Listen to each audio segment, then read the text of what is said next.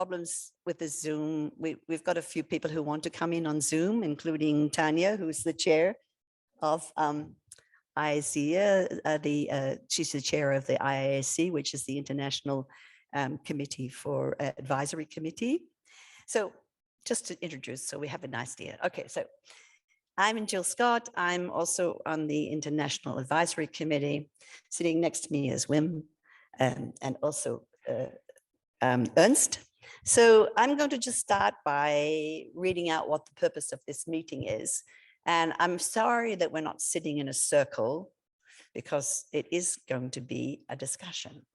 So I'm hoping that there's a roaming microphone that we could set up so that, and maybe some runners who would run around with it, maybe you would do it, Marilla or Bonnie, so we can actually start a much more of a discussion, because the whole idea of this project, hello? The whole idea of this project is to think about the ways in which we can move forward in the future. So this is an open discussion that invites the audience to reflect on ISEA's past and help define its future. Now, the ISEA Symposium has been held in 19 countries around the world since 1988. So it has an incredibly long legacy and a history. And a lot's changed in that time. And now we find ourselves in a post-pandemic environment where dissemination of information and community engagement has changed radically. So the structure of the ISEA organization has also changed. And in the past 34 years, it's continuing to change. The ISEA community as a whole is very diverse, as we can see from the audience even here. And it's continuing to change. But where to and for what reason, why and how? So we have a lot of our tendencies here, like, for example, who for artists, they're scientists, they're researchers, they're curators, they're technologists, they're students, they're educators. And it's a culturally diverse attendee group from nearly every continent. But the voice of the larger ISEA community is incredibly important in helping the organization go past into a new, dynamic, and effective future. So in this meeting here, we're going to hear from our two guests, but we're also going to really focus on these questions. How can we learn from the past to define the future of this symposium? How can the organization, leadership, and structure of the ISEA organization change or be more effective? What kinds of new collaborations would you like to see in the future? So, learning from the past, we think about how ISEA can perhaps improve its quality of its symposia. How can it improve its content, its publication potentials, and its productions, particularly in relation to artworks? How can ISEA think about transferring knowledge better, in a better and more productive way between the arts and the sciences and the technologists? How can we think about changing or shifting the formats of it in a different way? And also, could we be more open to collaborations? Could we think about broader access, connection between past and future hosts in a more productive way?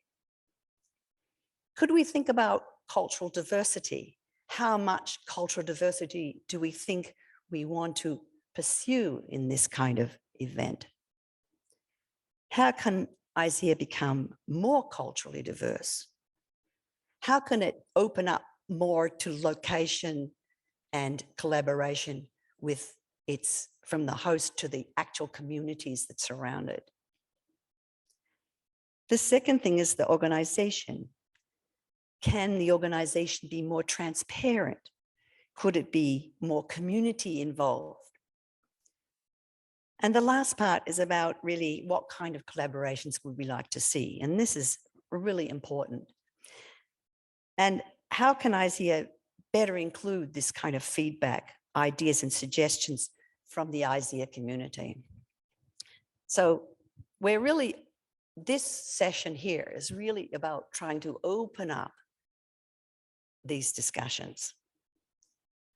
And just to show you, this is in fact the concept of ISEA at the moment in terms of the headquarters, the structure, how it in fact works.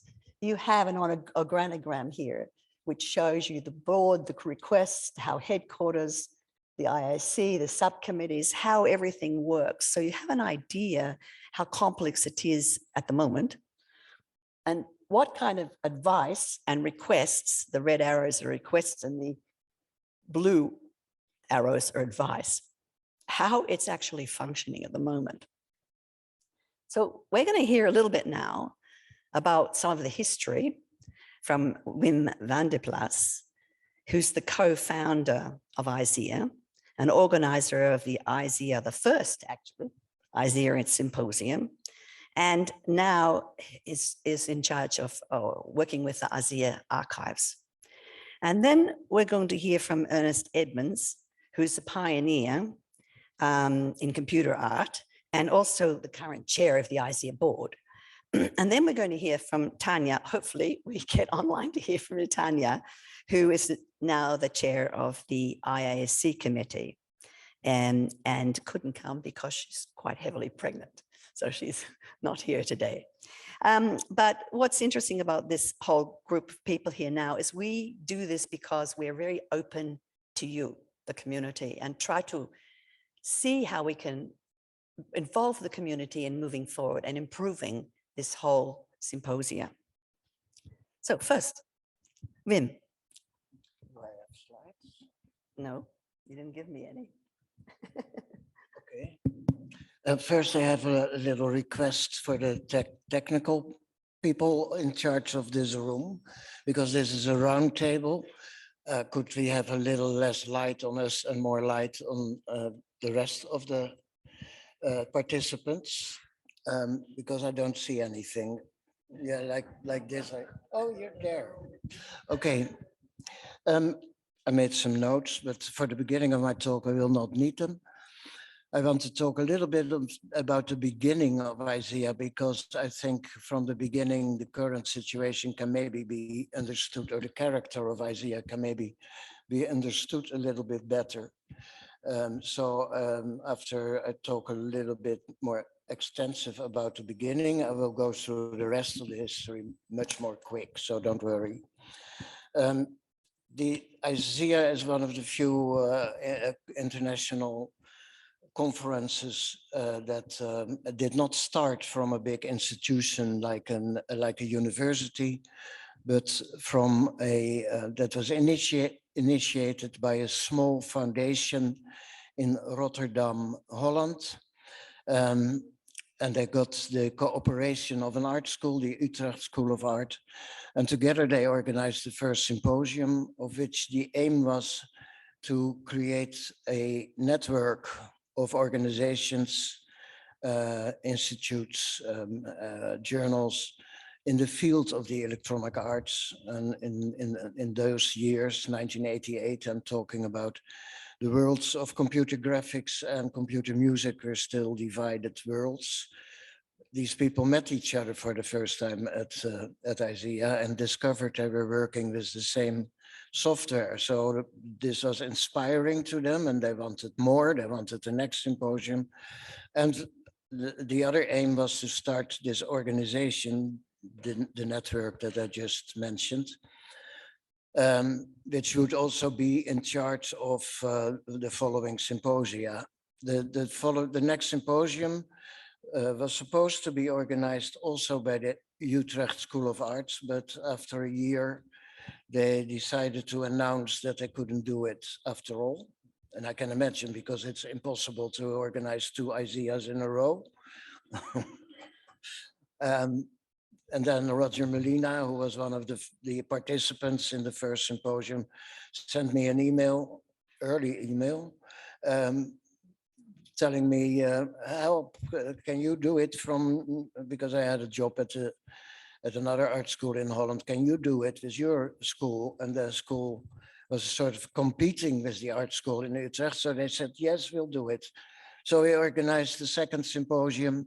At the second symposium, we had a delegation from Australia, a whole delegation, including Stellark, Ross Harley, and a lot more people.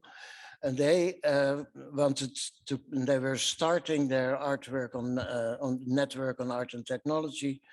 And they proposed to organize the next symposium in Australia.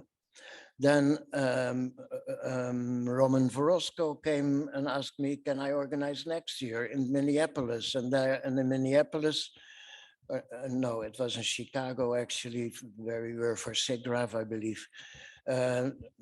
Somebody from the University of Industrial Art from Helsinki came to me and asked, can we organize next year? And that's how the ball got rolling, you know. And that's very different from how other festivals, conferences are started. It's the character of ISEA is a little bit anarchistic, and so am I, Ernest.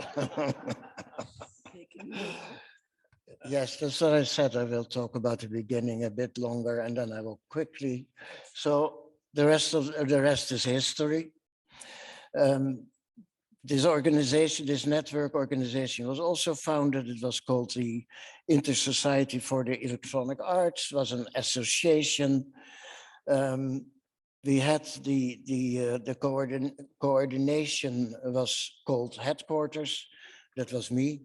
And at a certain point in 1996, the people that organized ISEA 95 in Montreal took over. They did the headquarters for a couple of years. Angela Ploman did it for a couple of years. My students did it for a couple of years. And then in 2006, the board of the Inter-Society for the Electronic Arts decided it would be better to become a foundation instead of an association. And that's where the ISEA International started. From then on, Sue Golliver was the headquarters. And the next step was in 2017, we had a complete overhaul of the board. And some of the former board members became part of an advisory committee, and part of the former advisory committee became part of the board. And the current board is chaired by someone who was present at the very first symposium and at the next one too. And his name is Ernest Edmonds. Oh, you have Okay, thank you, Wim. It's difficult to follow Wim speaking because because of the quality of what you say, which is so good and so interesting. I can only add a little bit. Yes, as Wim said, I was involved in the very early days, at the very beginning, the first and second symposia. And I've been involved in the last few years chairing the board, which looks after the direction that we're going. And not to talk about the past, but maybe it's my role just to say something about the future, maybe just to put a few ideas into your heads. What we've been doing over the last few years is trying to put a direction for the future. The biggest issue is the most recent, really. We're all aware of the pandemic, what that has caused us in many, many ways. It's so wonderful to be here, physically meeting, but nevertheless, we feel that the future must be hybrid in some way. And so the intention of ISEA is to find ways forward where we can meet physically, but also electronically in a hybrid manner, possibly meet more often in smaller ways as well as the big symposium. And this is something that we very much hope you as a community can help us work out what to do. It's quite difficult to understand how we should do this, but this is very important for us. That's the biggest issue, to be honest. A couple of smaller things are that we are concerned about quality. We've already had discussion about that this afternoon, and that has to, crucial to us, crucial to ISEA, is the blending together of the academic work, the research work, and the artwork. And what is special about ISEA is that those two things work together. And so we need to be sure that the quality in both respects is recorded, archived, and recognized. And so we're very concerned to try to make all this happen, to make sure that research papers, for example, are available in a respectable and respected way, and that the artworks are recorded and archived in a respected and strong way too. And finally, I just want to say that we're very concerned about diversity and understanding this. And I speak personally here rather than for the board in general, but I guess they probably will agree with me. We tend to be rather old.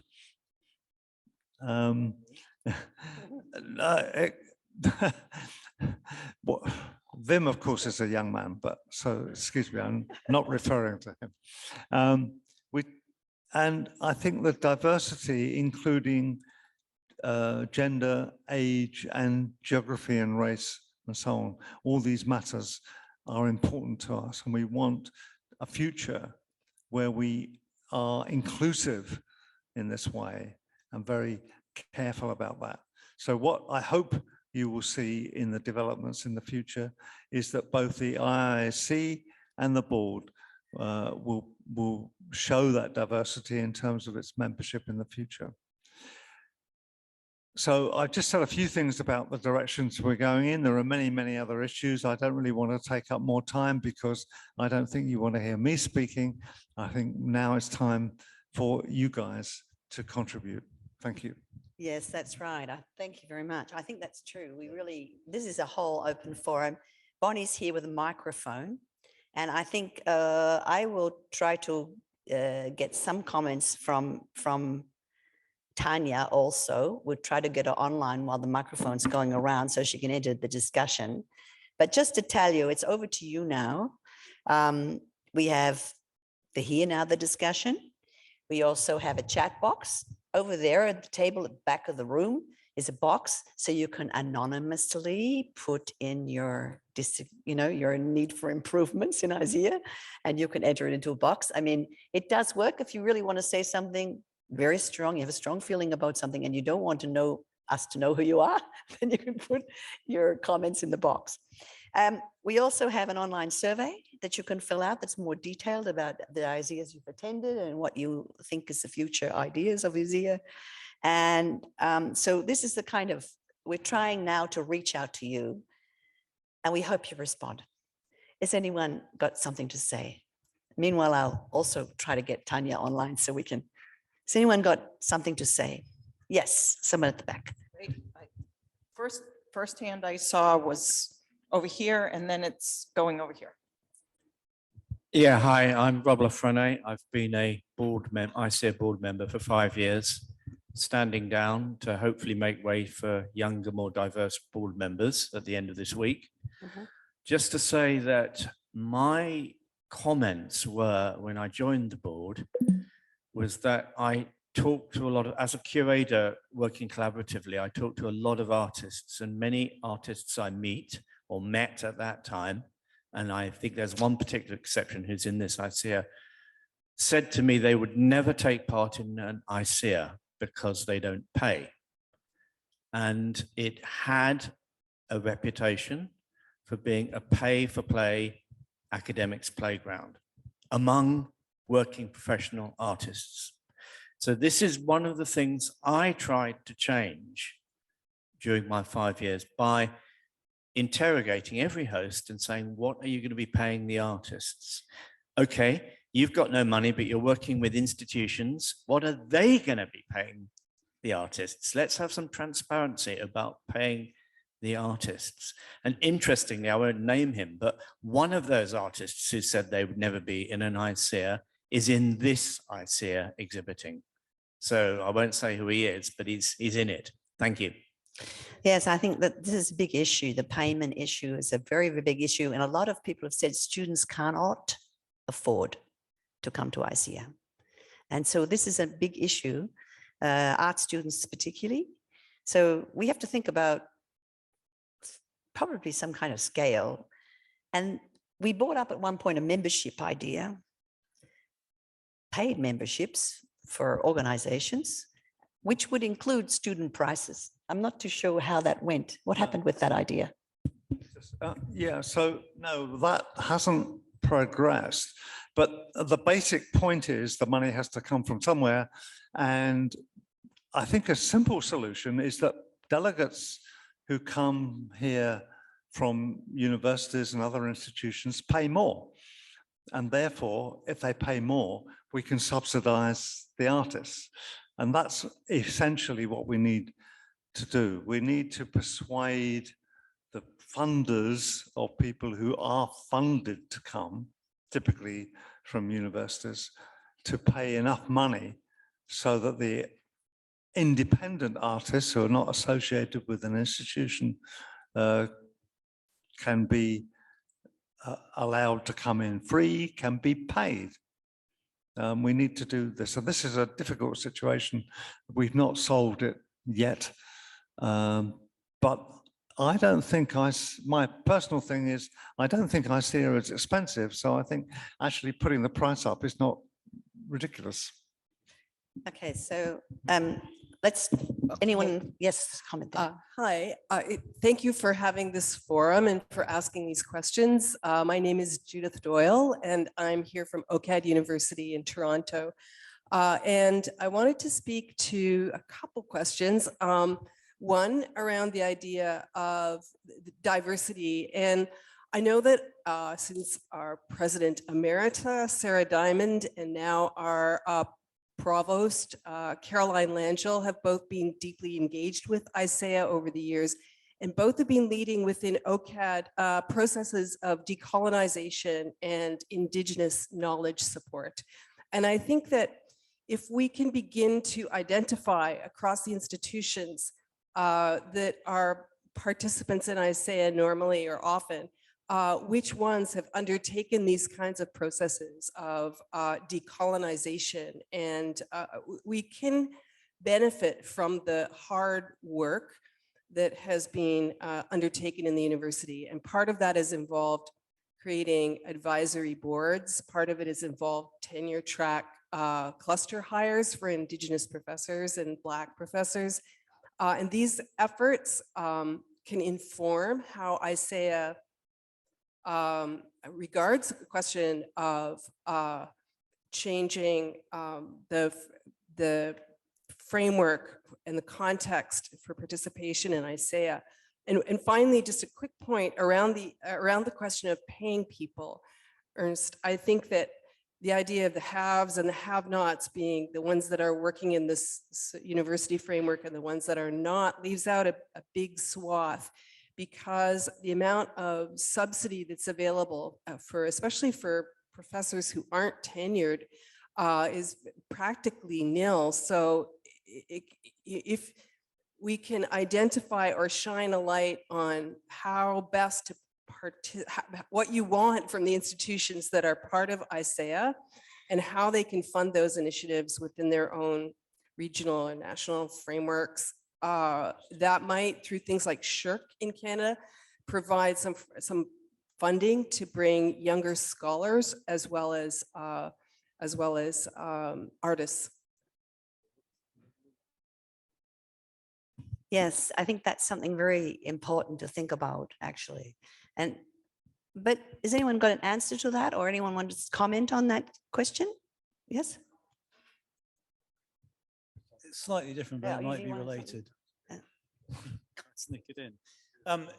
I think the diversity thing has lots of different solutions which may not come from within. But the main point I guess I'd like to make is being a complete newbie here, a blow-in. I've never been to an ISEA before. And my interest and activities are in film, animation, VFX, and video games.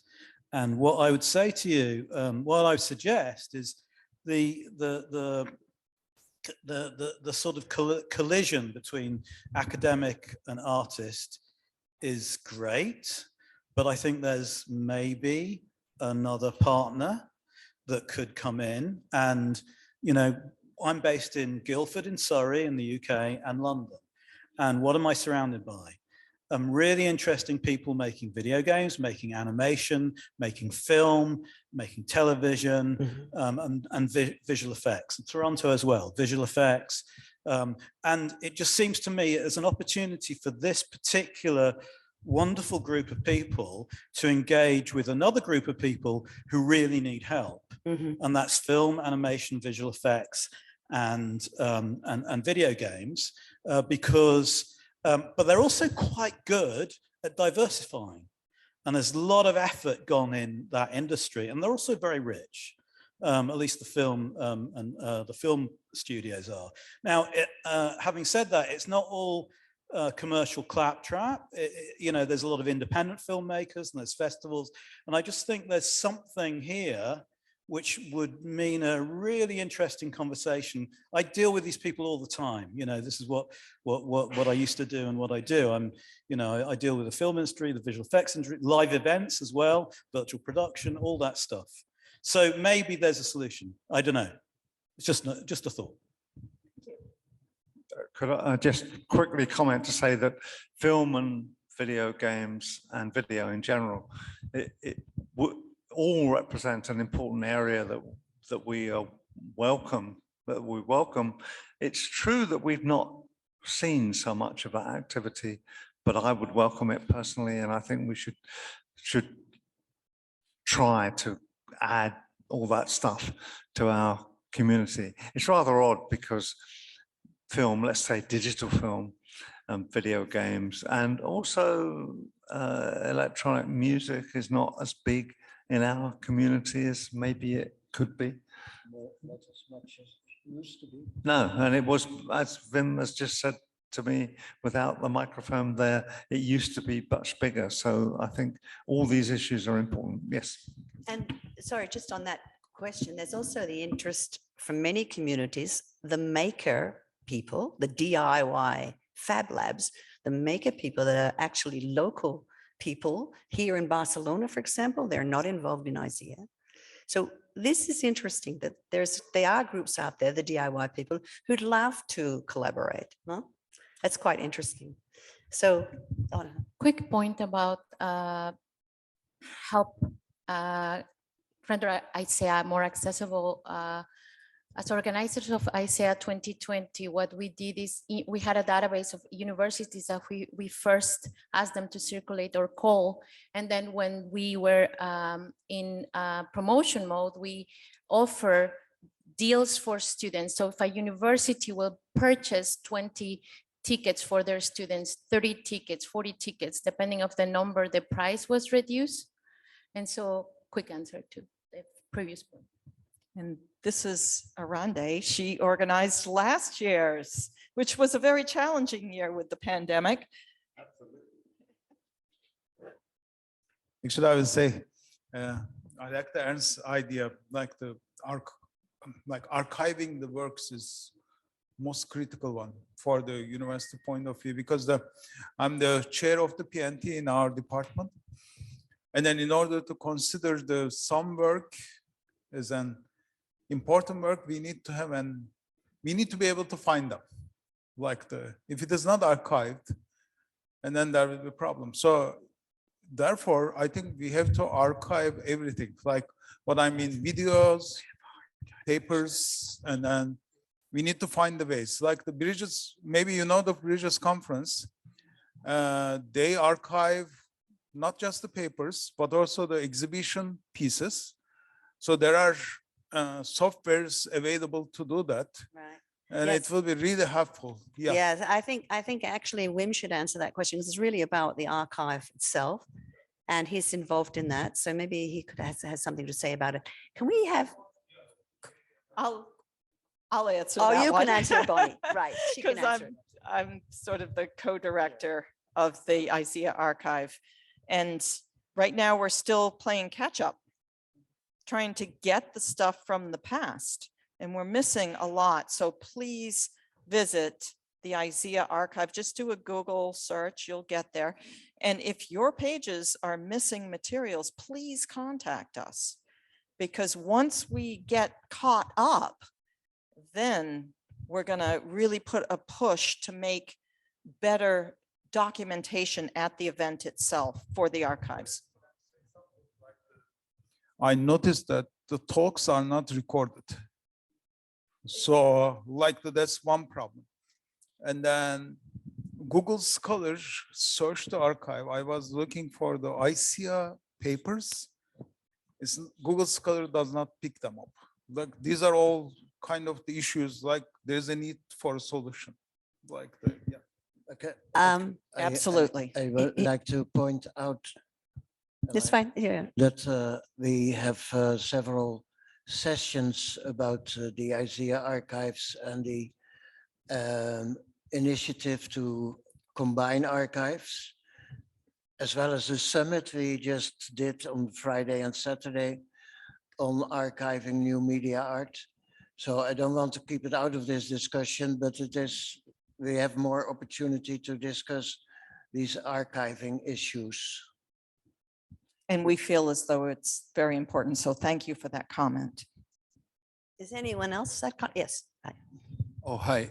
My name is Arthur Matuki. I'm from Brazil. I'm from the University of São Paulo. Yeah, I have seen a movement of institutions becoming educational institutions. And I see that here, there have been a lot of investment in this ISEA and others. And we aggregate here a lot of specialists, people who know a lot about it, different issues. And I think art, science, technology, and society is becoming such an important area of studies.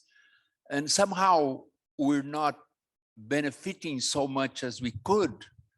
A lot of publics, like where are the Barcelona students? The university is just in front of here. They're not coming here. Are not they allowed to come here? Even with the collaboration of the Universitat Oberta de Catalunya.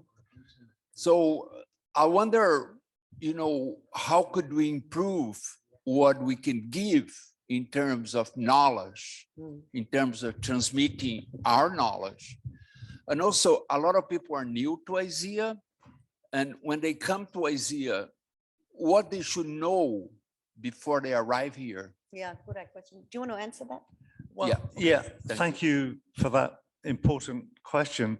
I'm not going to answer it fully, I'm afraid, but one important point is that with the new situation that the world is in, which maybe it should have recognized sooner, but anyway, with the hybrid approach that we need, then I think one thing we need to really concentrate on in the future is how to make the local community a much stronger part of an ISEA symposium, so that we need to find ways of introducing local students, local artists, local researchers into ISEA in a big way, giving the hybrid thing, enabling people from far and wide to collaborate.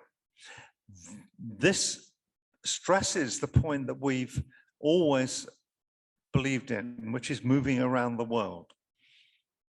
And I think it is important that we move around the world and really engage with the local community in wherever we're going. And this is so much more important now and in the future than we understood it to be in the past. And so, well, I confess we don't have the answer exactly to your question, but this is a mission that I'm absolutely sure that ISEA will want to move forward on. And if you have suggestions about how we could do that, please answer the survey online or put the suggestions in the box, because we need you, like we need you to help us. So that's important, I think, that we understand it's not just this is not a top-down organization, it's an organization, it's a community. And therefore, we have to be open to all the suggestions that come from the community. So it's really important that we think about a future that engages the local communities. It's really serious. In Durban, we tried to do it a little bit we worked with local schools and local people there. That was really important. But these are sort of small initiatives, but they're important initiatives. So we have had some success with those things in the past. But when you say we try to do it, you really have to realize each symposium is organized by a group of local people, and they profit from the experiences of the earlier symposia. But the Durban, South Africa symposium was organized mostly by Marcus Neustetter, who is a activist artist who has done wonderful things in Johannesburg. And he brought that spirit to Durban and involved all the local people. So it depends very much on the local organization, who are supposed to present their plans to the ISEA board, and the ISEA board discusses it with the advisory committee, and the advisory committee tries to get your input.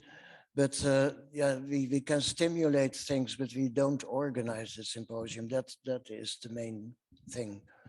Good- Chris is good next. point. Sorry, Chris, it's a good point. Chris, Before I pass it on, I'll just say that in 2014 in Dubai, the students were practically running the symposium. There were hundreds and hundreds of students involved. yes, exactly.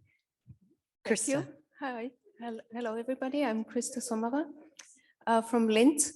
And here's an idea. At Ars Electronica, we have been putting up a program called the Campus Program. And because, to bring in young people or young students, or maybe even undergraduate or graduate students, this was a very successful format where we invited professors from different universities all over the world to bring student works, master students, or sometimes even bachelor student works, to the festival and exhibit this. Stale was there, and I think many of you have seen this. And this has really grown into a huge format that was very popular. And the good news here is that if you announce it early enough, at your university, these professors, they got money from their institutions to bring in, say, 5 to 10 student works to the festival.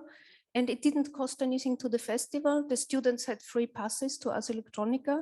That's so important. Something like this maybe could work too. And then, maybe this money issue is also solved on the university side. And it's also very good for the students to exhibit their works at Ars Electronica, but also at ISEA Festival.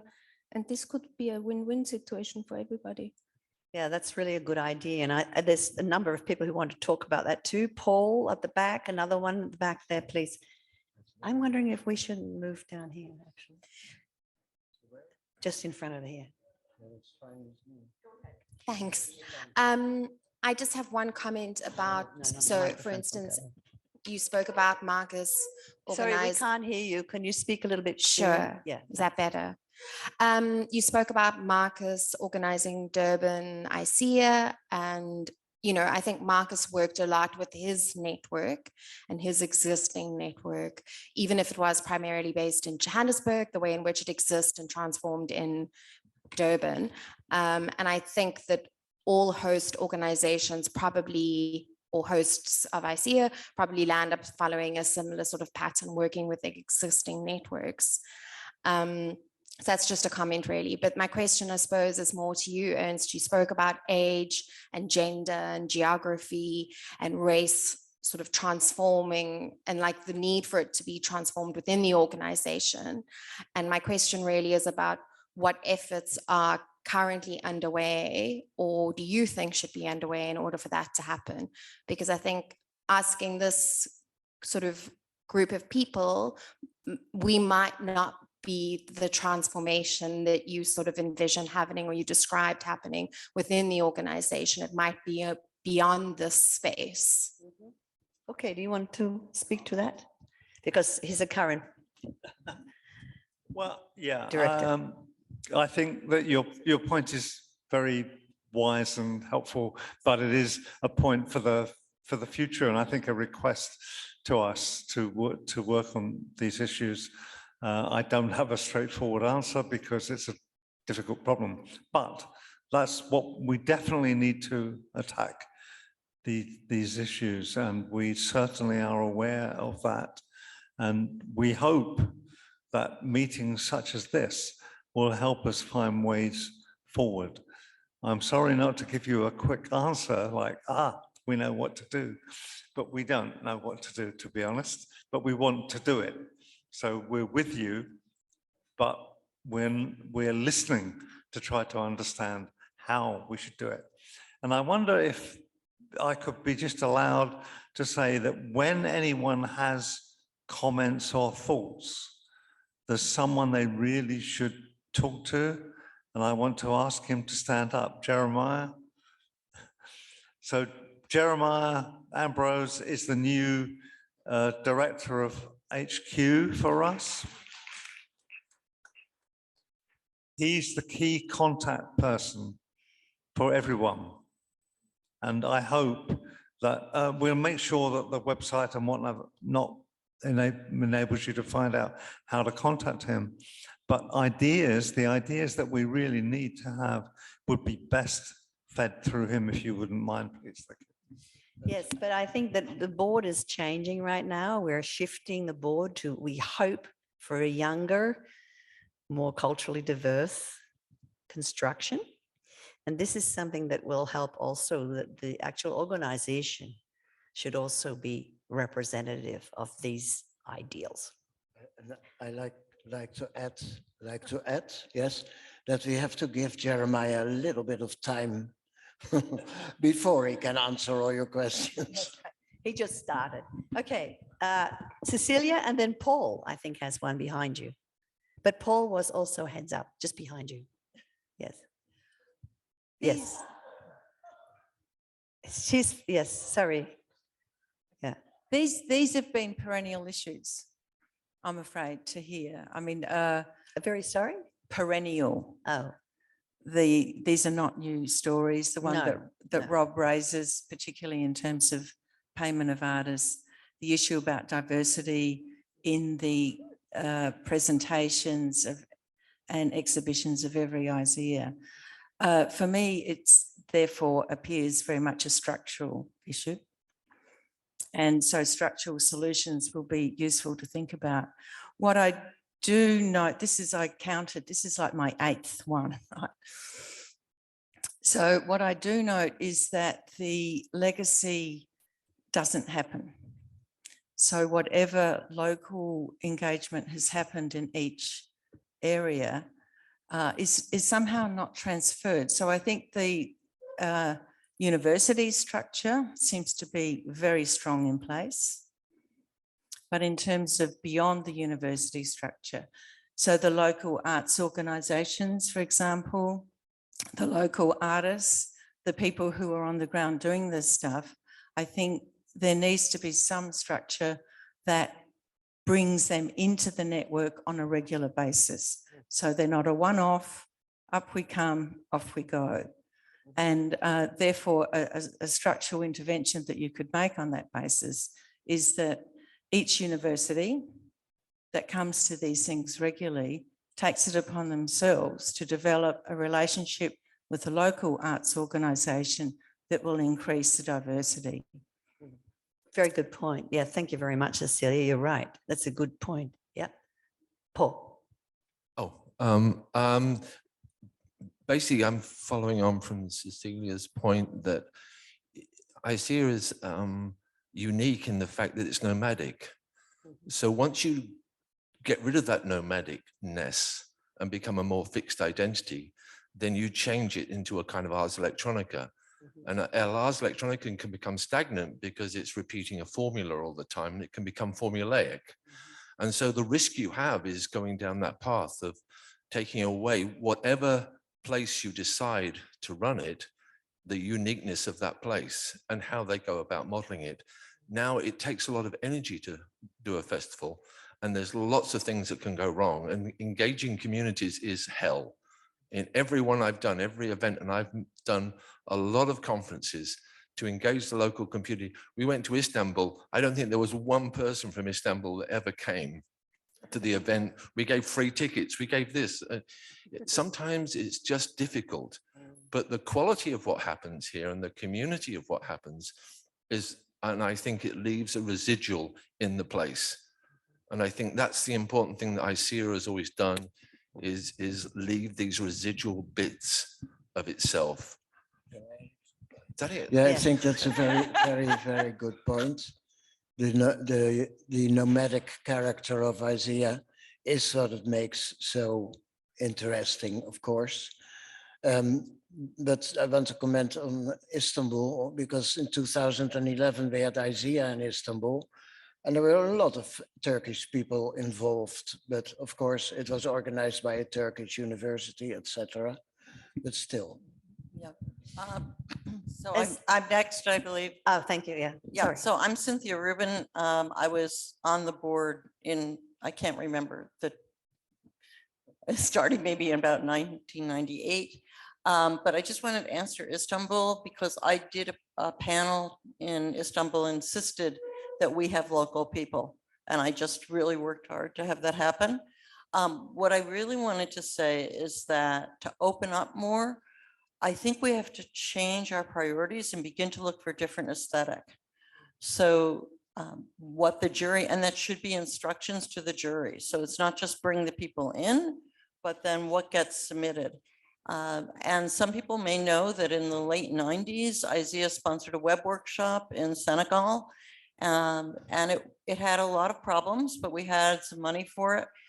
And at the time, I really didn't think it was having a lasting effect on the people in Senegal, but it did. Even though they didn't attend ISEA in the past, in the future after that, it really changed them. And those kinds of intensive workshops where we go to places where people don't have the money, but it's important to engage on their own terms.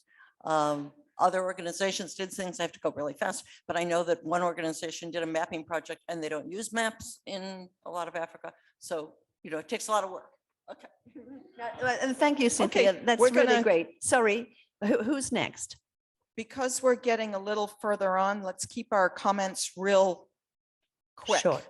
Okay, we've got 1, 2, just wait a moment, Bonnie. We've got 1, 2, 3, 4. Any more? Just pick, you may as well get in line because it's great. I really, fabulous. Speak out. Great. Okay, next. Thank you.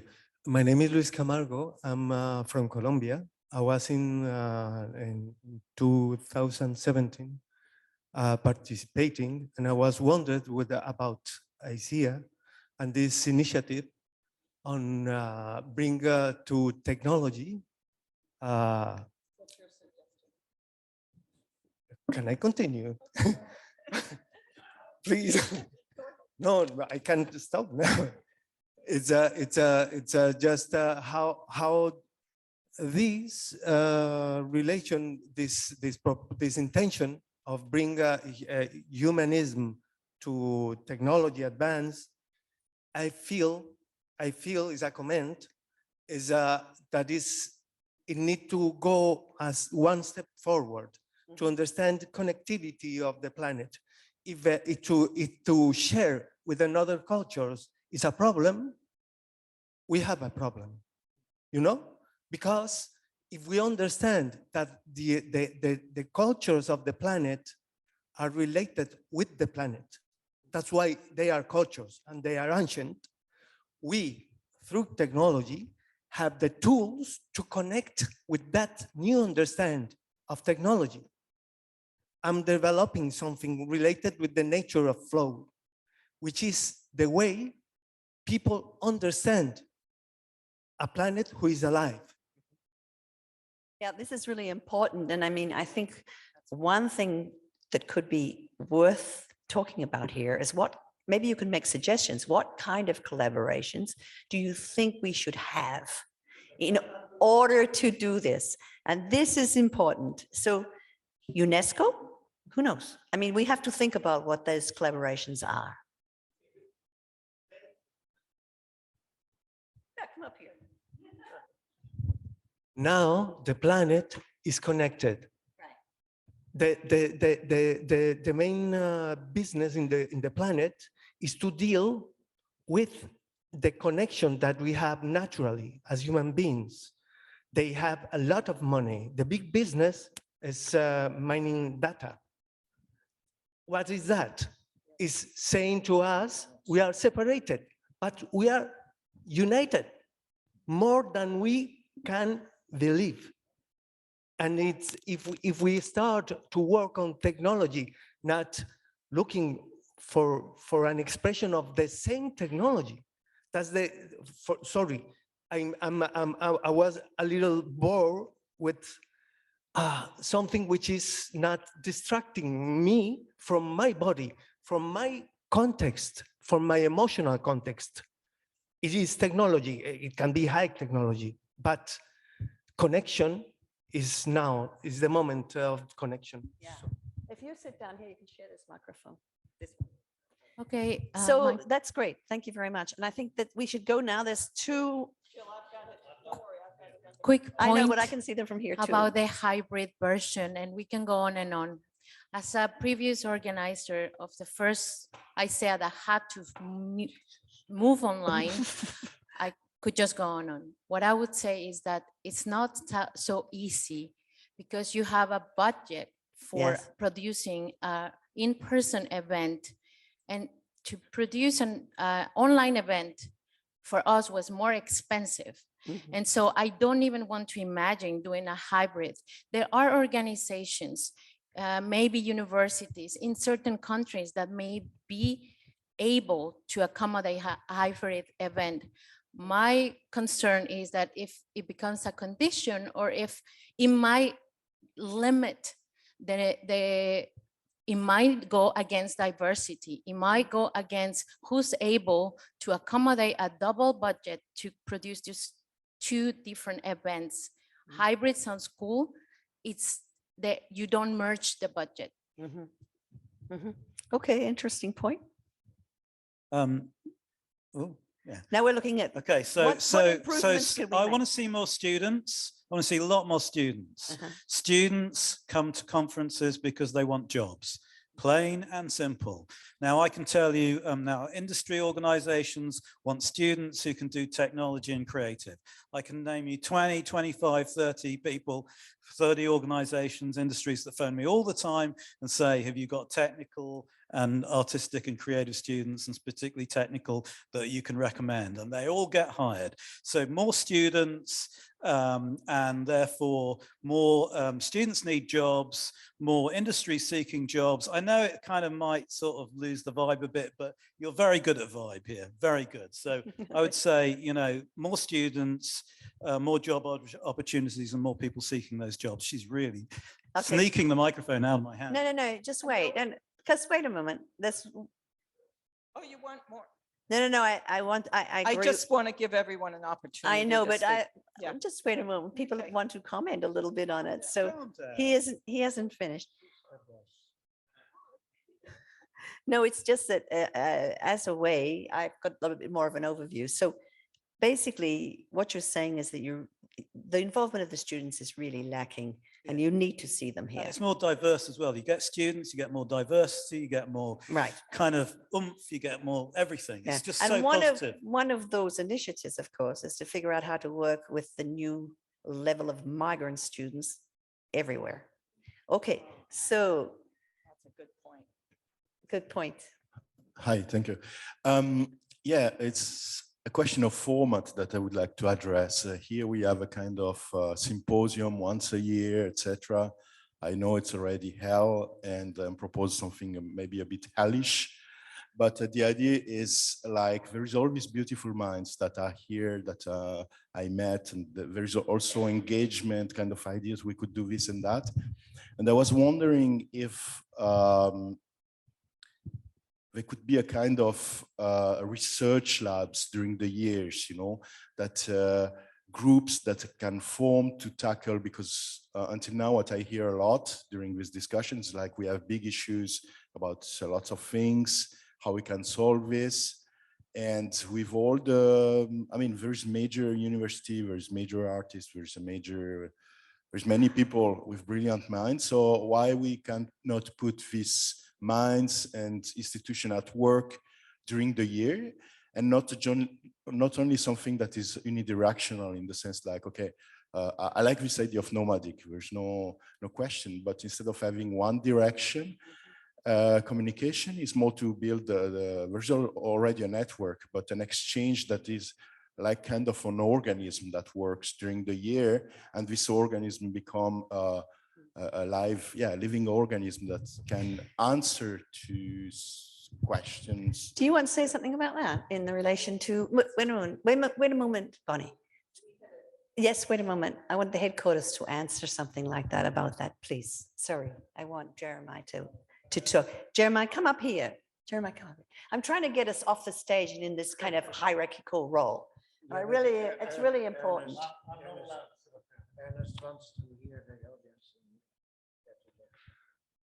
I'll start by just saying that I've been making a note of everything everyone's been saying for future board members as well. What you just said there, I put in bold. I think that is a really, really important comment, and students as well. I think there's some really, really strong feedback coming through as well. To give a little bit of clarity, I think just in terms of the expression of interest process for the HQ bid that I put in and worked on over a couple of months, a lot of the things you're raising were in the bid that I put in, but I didn't want to come to the table today and just say everything, because it's about listening to the community, making those notes, and then when we have our board kind of refer those notes, look at the HQ proposal, but also look at everything that's kind of coming from the community as well. So definitely in terms of, I have an extra thing we haven't even talked about in terms of academic rigor and opening it up in terms of even just the conference proceedings, thematic approaches, bringing in that kind of visual element, and that feeds into a lot of the discussion I guess we've been having around the archive and the visibility of that, but also the visual elements and documenting the work and video work and filming it and everything like that. And I think there's too much to resolve today. Yeah. It's not going to happen today. It's not even going to happen in a year, right? But I think the important thing is that we're having this conversation and that everyone is listening. And just in relation to what you were saying, I totally agree with that. And yeah, I'm hoping with the existing board members and the new board members that are arriving as well, that it's an opportunity to shift emphasis and start kind of building towards online approaches and in-person approaches that can open that up to the community even more than it just happening in this particular setting. That why can't that happen online more regularly and be feeding that conversation and it be alive? It's not something that should just happen in an auditorium in the venue itself, and it should be open to more people than the ones that are present here as well, I think as well.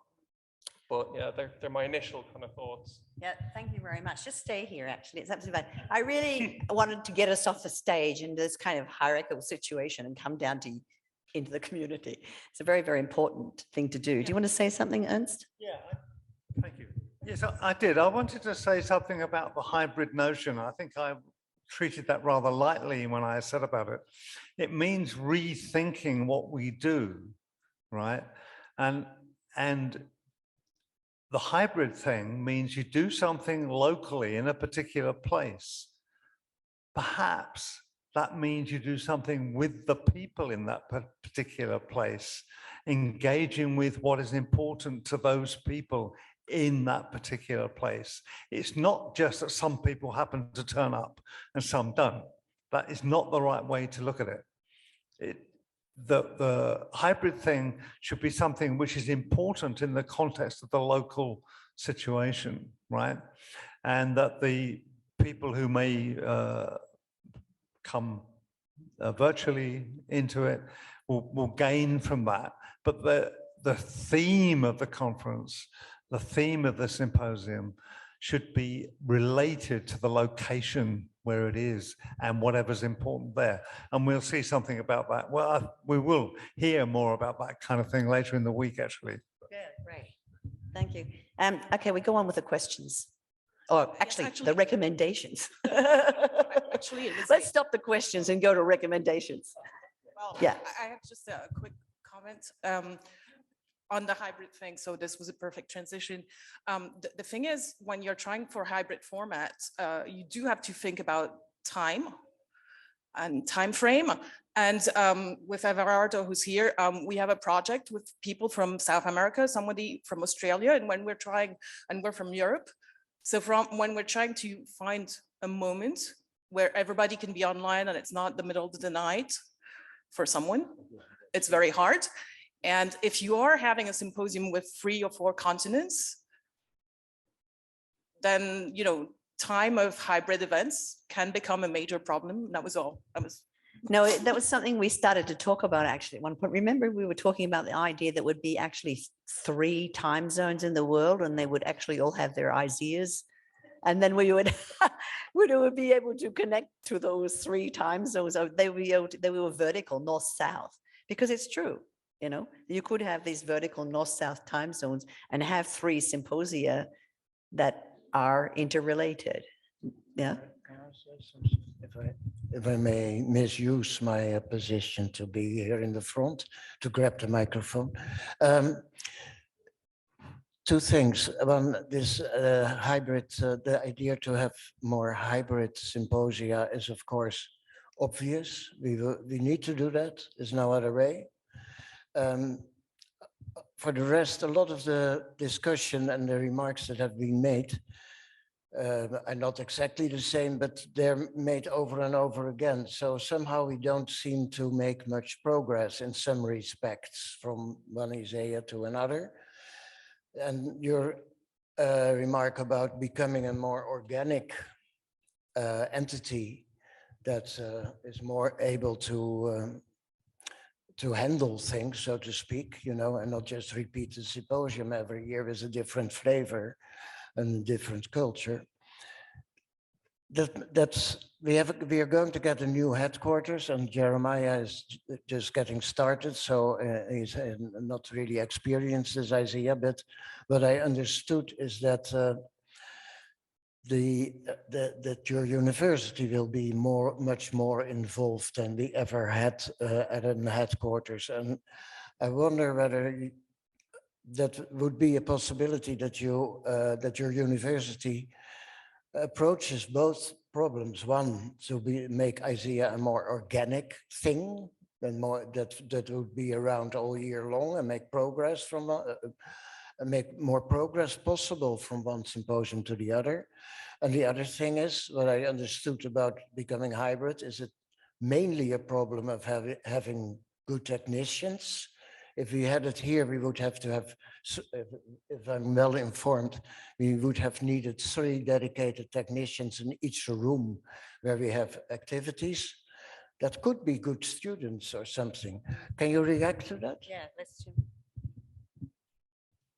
Yeah, I think that kind of links into the kind of pedagogical approach, I think, of like, it seems quite exciting as for someone who works in an institution to embed that in a brief within the context of your teaching. And that could be something that students are working on as a group together over the year. And that would feed in then to the opportunity of them maybe getting involved in a technical capacity, but also, again, them exhibiting work and those opportunities intersecting and relating to discounts to actually attend.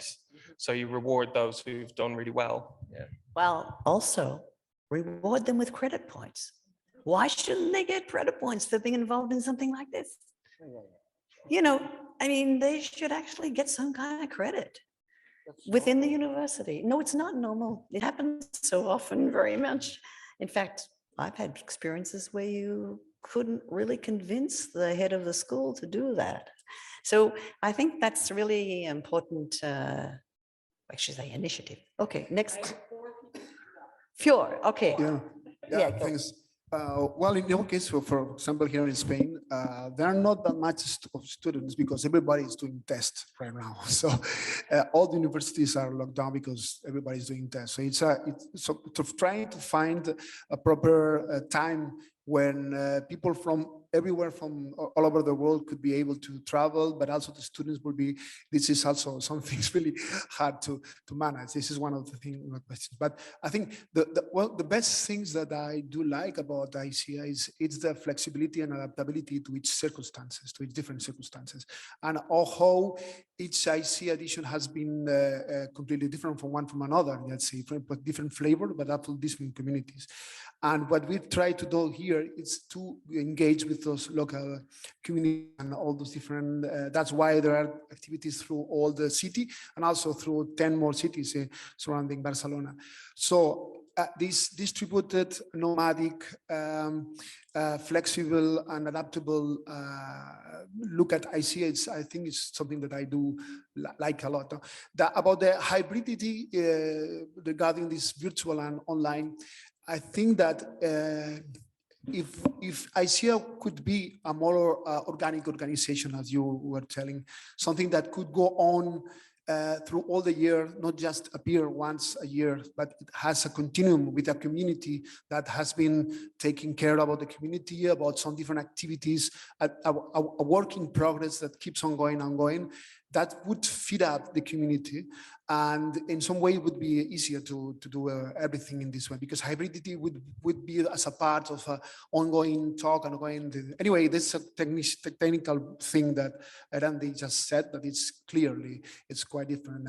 When we have done also hybrid events, and it's really, if you want to do it professionally, let's say with a highest quality, then you need to set up like a TV later in each of the room, which is something that is really hard to say. That's a good point. Actually. I just have to ask, Pau, what would have helped you? Because you're organizing this year. What could we do to help the hosts? No, I think mainly a more structured community, more structural community, structure and formalized community with all what it means in all the organization of itself. Let's say that would have been more helpful, I think. Which I mean, the thing is that ISEA appears and disappears, and the community appears and disappears once a year, but there's not anything going on in between. Yeah. That would be something great, with the structure allowing that to go in between. Okay, that's important actually, also for headquarters. The next person? No, she didn't say. No, there was one actually. Yes, there. Okay. Yeah. Hello. Okay, how many more are there? Because I say we stop at 6 o'clock, so we've got another 10 minutes. Okay, 1, 2, 3. Okay, and then we have to think about wrapping up. Don't forget, we've got other ways for you to contribute it, including, just to tell you, we're collecting all of this information in the box online. We're going to make a document out of it, including this recording here.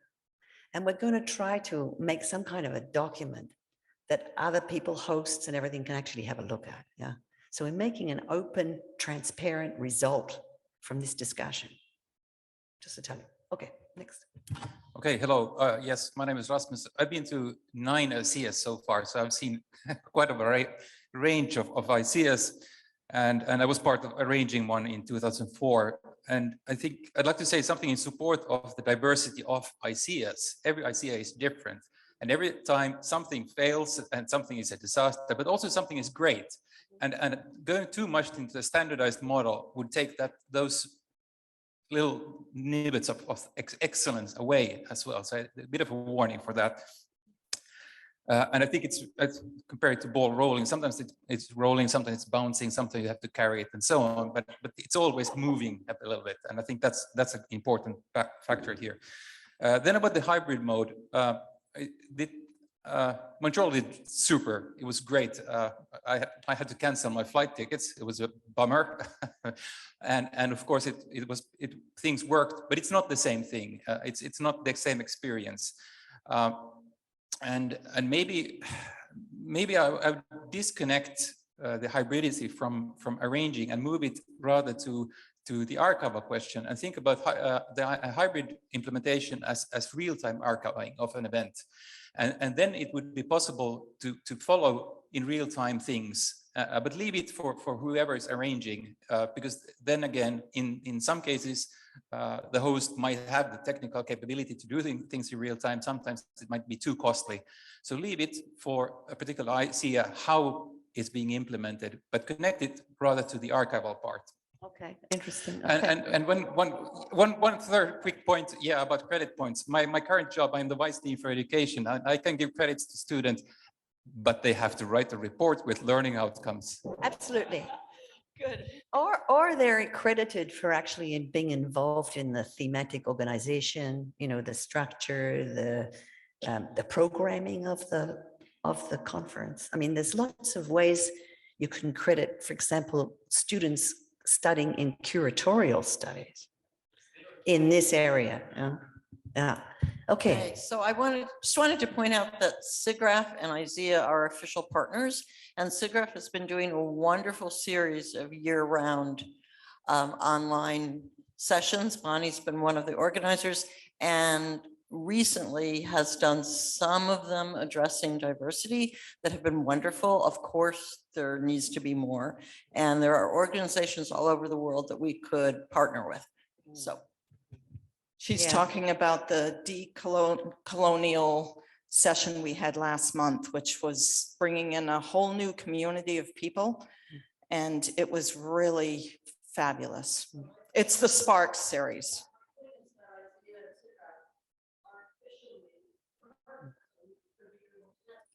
Yes, absolutely. Actually, I started the Spark series, and we're looking for programming for the fall. We should do a collaborative thing.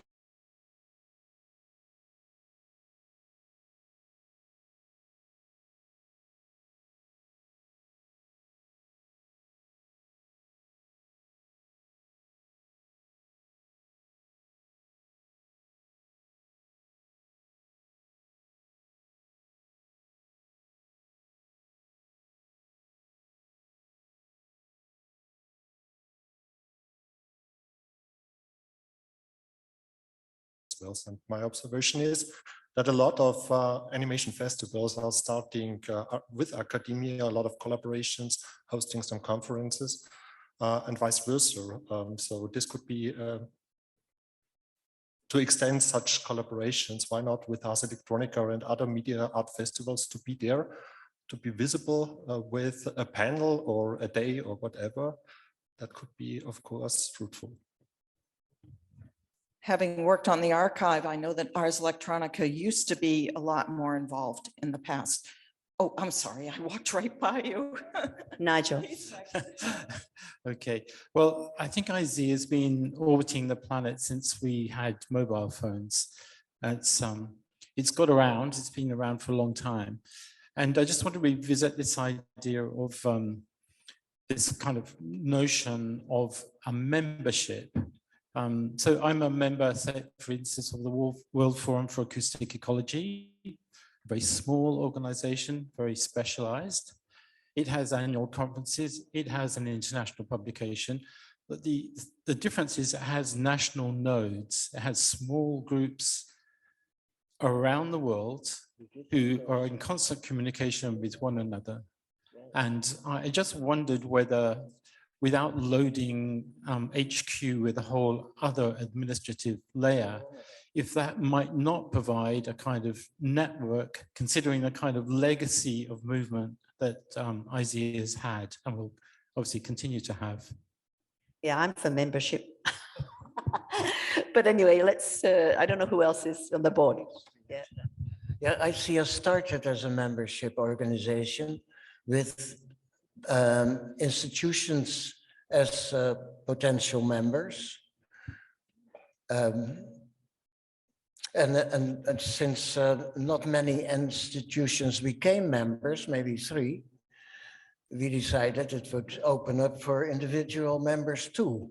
And then we had maybe 50, 60, and never got more. Now I'm talking about a long time ago. And at a certain point, we decided it's not a good idea to be an association with members because you're less vulnerable to get subsidies in Europe.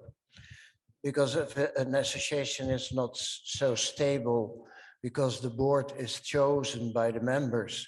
And so if you make appointments with this board, it may have gone next year. So a foundation is much more reliable for the subsidy providers in Europe, at least. And so we changed the Inter-Society for the Electronic Arts into ISEA International, which is a foundation. But the idea, maybe the world was not ready for the idea in the 90s. And it is worth considering becoming, or also founding or refounding the association. Okay. Do you want to say something about it? Yeah. I'll say something very briefly, and then I have a wrap-up sentence that might be useful, because time-wise, oh, we've got 2 more. Okay. I'll just mention it then anyway, very briefly. I think for the HQ proposal, expression of interest, membership is something that was explicit in that I raised, and I'd like to talk to the board about that kind of going forward. So it's been discussed, and I think it's really worth looking at. And just with regards to what Pau said, and a couple of people kind of iterated this, I think how it works in an organic context, it's great saying it could be more organic, but please refer to the documentation, the questionnaires, and give us some suggestions on how that might actually work. Because we need to actually kind of like just saying it should be more organic is a massively broad thing to say. So I think any information you can give us afterwards would be really, really useful. Okay, we have 2 more comments and then we have to wrap up. And I mean, I have to. Hybrid stuff. So we've got a campus TV station, and they do, and also I know loads of people do lots of this hybrid, live events, but streamed. And the thing is, you don't get away with just Zoom calls and people in boxes anymore. But people know how to do this. So please reach out to people that know how to do it. It's my ask. Secondly, Animation Festival, fantastic. VFX Festival, we have one of those in London. And these are great places where you get students and you get people offering jobs and things like that. So that is it. I had one more thing, but I've forgotten it, thank goodness.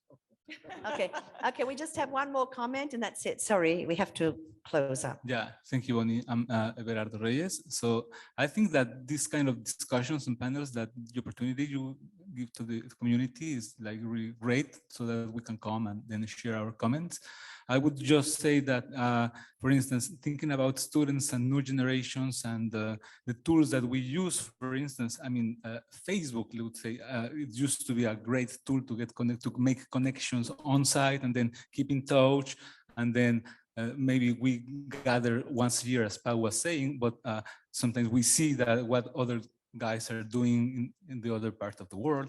But Facebook has become old, so our new students, they don't use that anymore. Then we use more tools, and maybe we would need also something as you do with the archives, maybe something about networking or new tools for getting connected, or I don't know, interoperability between those. So I think about intergenerational communication. Well, thank you. Okay, thank you very much. My students are using Discord. I don't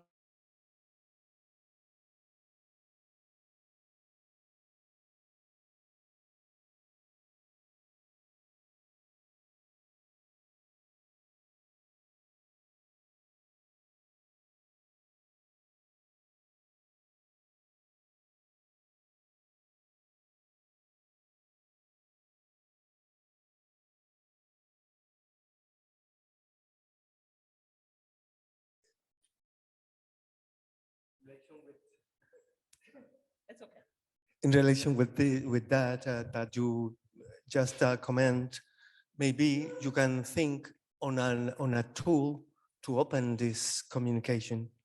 Because if you open a tool, and I think it's not difficult No, we can use to a blog. conceive a tool, Mhm.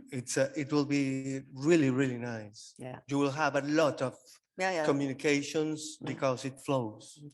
Well, for we can sure. think of opening a blog, but I think that's important. Yeah. What? What is it called? Slack. Okay.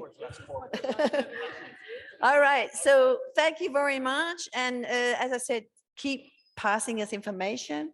We collecting it, and we will start something more live, like a blog as well. Thank you for the. Thank you. There's an AGM on Wednesday, by the way, if you want to come to that as well. Run by Jeremiah. Where the next symposia will be announced and presented. So we're not going to tell you, you have to come and find out.